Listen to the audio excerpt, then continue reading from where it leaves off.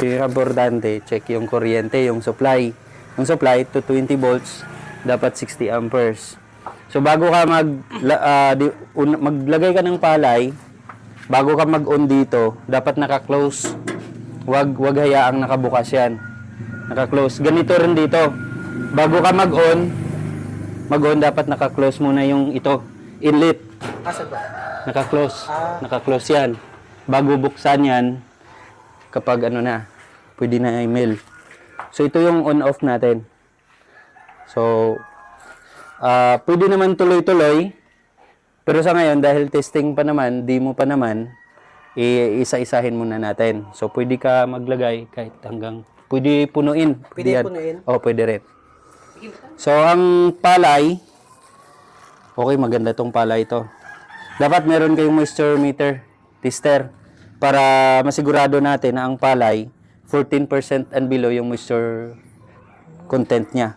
Kasi, kung hindi sa tuyo, hindi sa 14%, ang result ng bigas, broken. Or either, bitak-bitak siya. Sige, pwede naman kayo mag-order ng ng moisture meter. Pero ngayon, okay lang. Okay lang. Sige, pwede ka na mag-ano, sir. Pwede na ito lagay.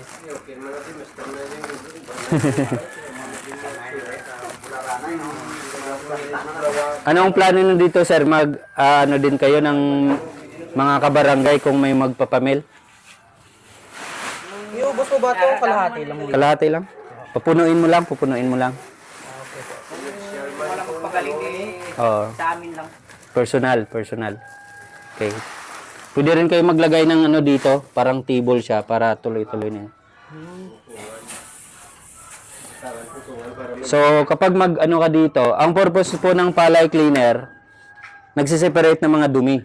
Yung mga straws tulad nito. Mga dahon-dahon, at saka yung mga tulyapis, yung palay na walang laman, doon yung lalabas.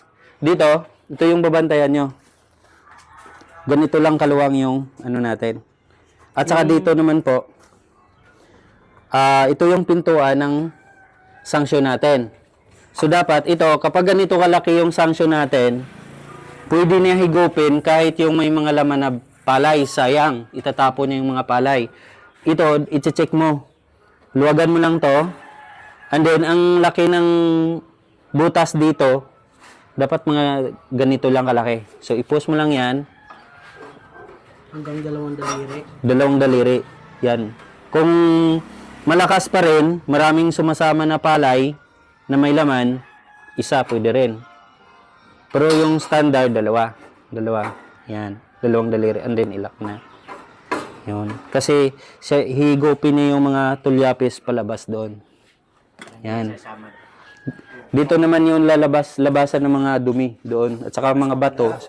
Maglagay ka dito ng mga magnet. Magnet dito, 2. At saka dito, 2. Para yung mga bato-bato at saka mga metal, hindi na papasok sa machine natin. Kasi kadalasan na nakakasira ng consumable spare parts, yung mga pako. Sige lang. Metal. Sige lang, okay lang. Importante, meron tayo. Dito na lang natin lagay. Sige. Pwede dito. Yan. So, on mo na. Tapos, dahan-dahan lang buksan. Ano po? Lang, up. Sige lang. Sige pa. Medyo malakas. Pero wag masyadong full, ha. Yan. Dito, may mga lumilipad na mga palay, matatapon, sayang. So, pwede natin ito paanuhan. Adjust. Pwede lang natin palitan. Yun. Para hindi natatapon yung mga And then dito, babantayan nyo. Nagagas-gas to. Nagagas-gas. So, pwede mo i-move. Either, ipaki-post ta. Yun. Saka dito, babantayan nyo palagi. Ganun siya. Para hindi siya masyadong Pwede naman sabay-sabay. Naka-under din dyan. Kaya ngayon, testing muna. Pupunuin muna natin to bago natin ito papanda rin. Pero mamaya, sabay-sabay.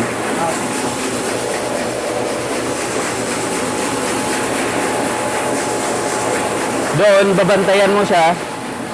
Babantayan mo palagi. Boss natin, nagdagang ko lang. O, dagdagan, tuloy-tuloy, pwede rin. Pero dapat nakabalanse lang doon.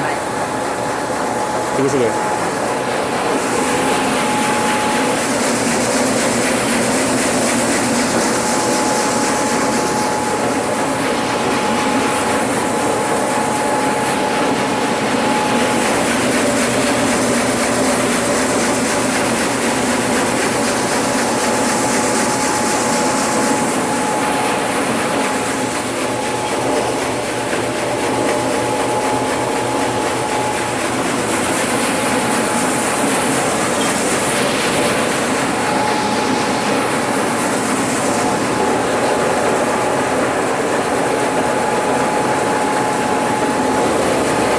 Mamaya na natin dagdagan. Sige. Test mo na, ubusin mo na natin to.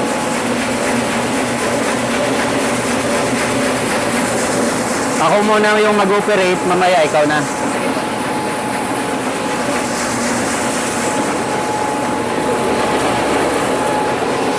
Dito na pupuno na siya. Adjust mo naman.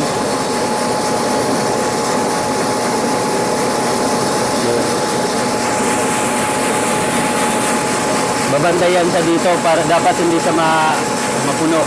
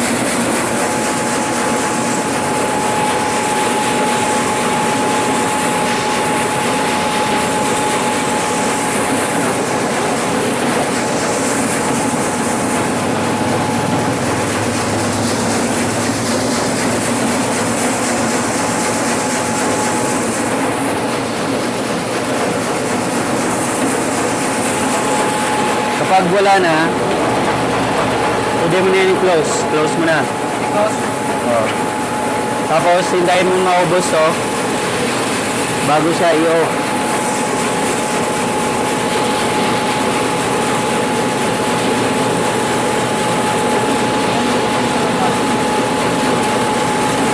Dito pala yun. Kala ko pala. Kaya pala.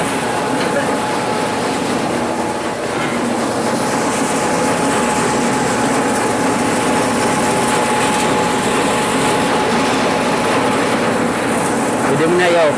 Video. Off na. Yun. Andun dito, babantayan mo dito na yung kamay mo hindi maipit. Kasi masikip yung pwesto natin. So, dito naman, naituro ko na kay sir kanina yung pinto, pag-adjust ng pinto doon sa likod. Merong adjustment doon para ma-maintain natin na hindi ganun kabilis or lakas yung pinto. So, dito yung inlet natin. Naka-close yan kapag ganun. Andun sa loob. So, ang pinto naman ng itong control natin, dyan ka magtitimpla kung parang timplada. For example, maraming bigas na sumasama doon sa labasan ng ipa. Doon. Nakita mo maraming bigas. So, palakihan mo lang to. Palakihan mo lang ng pinto. And then dito naman, kapag may sumasama ng mga ipa dito, ibig sabihin, mahina yung sanction niya. Sumasama na sa bigas yung ipa. So, ang gagawin mo naman, paliitan mo naman ng pinto. Adjust lang. Yan. Para balanse siya, ganun lang kalaki yung pinto natin. Kasi nakadepende po yan sa source ng kuryente minsan. And then, sa tigas ng palay. Kung hindi hindi siya naibilad ng maayos, hindi siya tuyo, matigas yung palay kaya humihina yung sanction niya. So, ang pinakauna nating i-on, ito yung monitoring natin na may power supply siya. Kapag umilaw, ibig sabihin may pumapasok na power. Ito yung main switch natin sa malaking motor. Ito naman yung switch natin para nagpapagalaw ng elevator at ng ito. Siya nagpapagalaw niyan. And then, ito ang ampere meter. Ang pinaka-standard natin hanggang 20 amperes lang dapat. 20 amperes lang. Kapag lumalampas po sa 20 amperes, patayin mo agad. Kasi, kung lumalampas sa 20 amperes, ibig sabihin may problema yung kuryente natin. Either nagpo-fluctuate or short sa kuryente. So, ngayon, papaganahin natin to. Iyon natin. Lumampas siya. Lumampas sa 150. Ibig sabihin, may problema yung kuryente ninyo. Pero ngayon, dahil testing pa naman, wala pang supply, wala pang palay pumapasok. Hanggang kapag ganito na siya, 10 amperes, pwede na siya i-on. I-on mo na siya. Yun. And then, Wala po ba kahit saan? Basta hindi lang po opo, basta hindi sa lumampas ng 20. Kapag dito naman po, dahil maganda yung klaseng palay natin, pwede natin siya ilagay sa number 2. Number 2. Di ba umiba yung ano niya, andar niya? Kapag ilagay natin sa 0, kapag black rice or brown rice, red rice. Kapag puti, gusto nyo puti, ilagay natin sa 1. Huwag kang maglagay ng number 3, number 4 kasi broken yan. Mag-broken kasi manipis yung palay natin. Hanggang 2 lang tayo. Number 2. Bago mo siya open. So ngayon, pwede mo na buksan yung pinto doon. Huwag lang masyadong malaki. Dahan-dahan lang. Yun. Sige pa.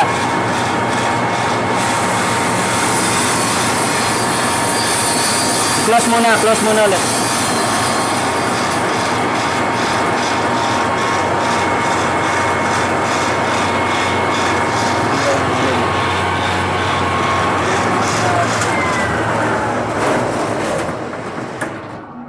May ano doon sa likod. Hindi na sir. Tanggal. Wala ba tayong elbow dyan na number 2.5?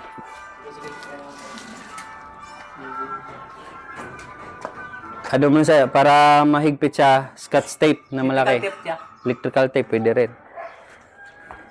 Atos cord to. Katamtaman lang. Ganyan. Dahan-dahan lang po. Yun. Okay lang. Tingnan mo yan dito. Flashlight. Saan ang flashlight?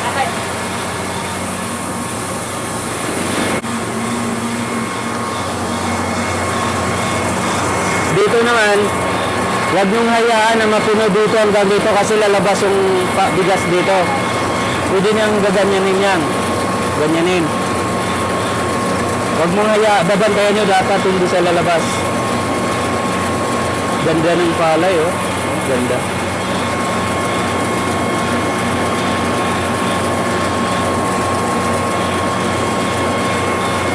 Bago mo siya i-open, papadamihin muna natin dito.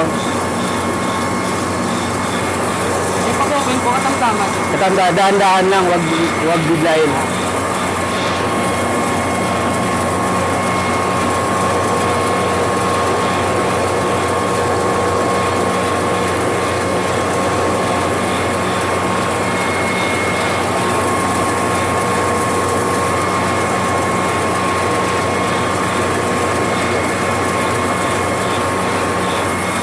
Pwede na, yun. Dandahan lang.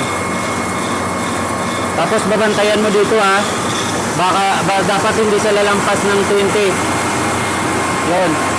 Kapag lalampas na ng 20, ano mo, ibabalik mo, close mo agad.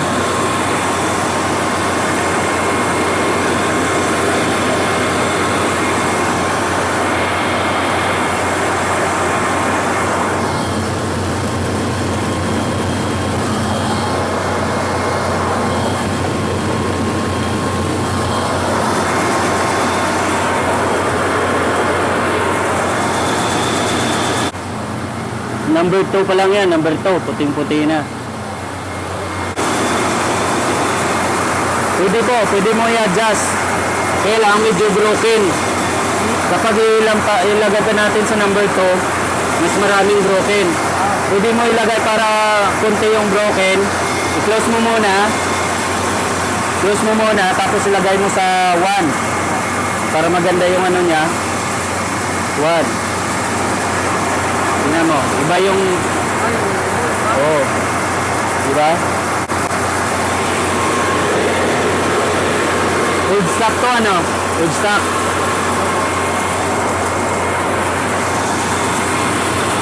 Kaya yung bago.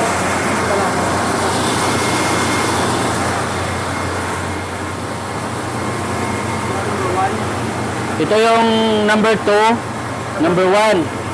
Mas konti yung broken sa number 1. Manipis kasi yung ano, manipis yung palay.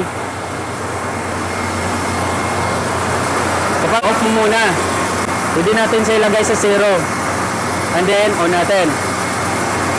Iba yung kulay, pero mas, ano siya, yun. Parang brown rice lang siya. 0. Ito yung sa 0. 0. Pwede na natin i-try sa ano, sa number 3. Close muna natin. Lagay natin sa number 3. Number 3. Wala. Kailangan ng mas malakas na power.